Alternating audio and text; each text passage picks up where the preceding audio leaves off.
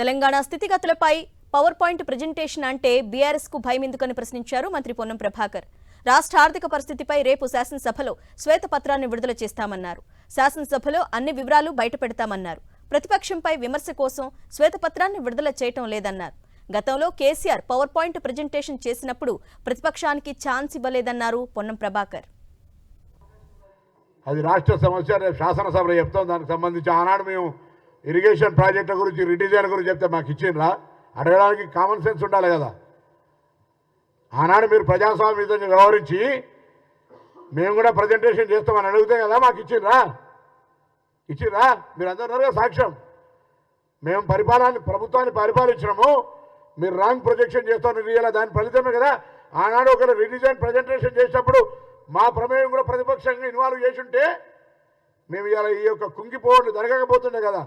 ఇదేమో ఈ రాష్ట్ర ప్రభుత్వం బయటికి చెప్పుకుంటున్న గొప్పలు కాదు, ఆర్థిక పరిస్థితి ఏ విధంగా ఉన్నదనేది శ్వేతపత్రం ప్రజాస్వామ్యంగా ప్రజలకు చెప్పడానికి వేదిక చేసుకుంటున్నాం.